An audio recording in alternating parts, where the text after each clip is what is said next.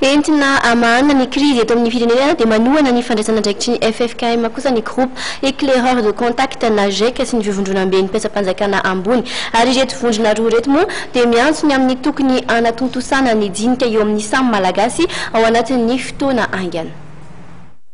Samy manohana nisy nidinika eo amin'ny samy malagasy eo ambany fitarihan'ny FFKM amin'ny groupe éclaireur de contact na GEC sy ny fivondrona-ben'ny mpiasa-panjakana ambony.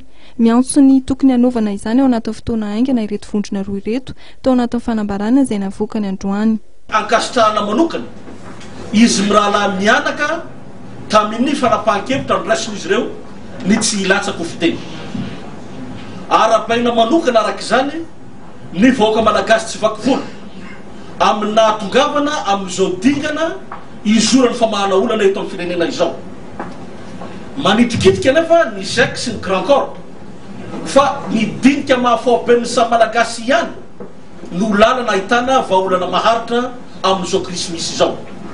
Mikasika amin'ny fangatahany filohan'ny tetezamita ny tokony hanatanterahana fifidianana solombavam-bahoaka meloa dia nilaza ny GEC sy ny fivondrona-ben'ny mpiasa-panjakana ambony fa tsy anjara amin'ny fahefana-panatanteraka no manova ny teo androm-pifidianana.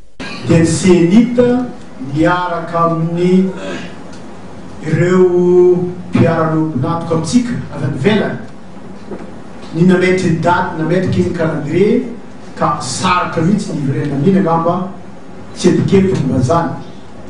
Fa raha momba ny anina amin'ny ankapobeny zany izy hitarika amin'ny anina raha ohatra mo ekely voaka malagasy zany zay raha teo mampolidinika hiaraka amin'ireo helovelona manerana ny firenena izay antenenay fa hitarihin'ireo FFKM hitariky ny fiangonana kristiana efatra izay misy eto amin'ny firenena sy ireo ray aman-dreny hafa koa ngambany.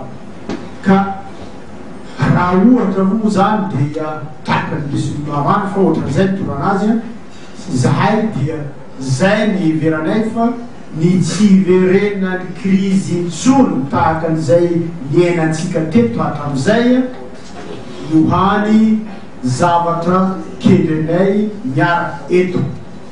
Nivoatra indrindra ireo rehetra ireo nandritra ny fihaonana tamin'ny mpanao gazety ny rahan'ny GEC sy ny fivondrona-ben'ny mpiasa-panjakana ambony tetsy amin'ny hôtel Le Louvre tetsy Antaninarenina.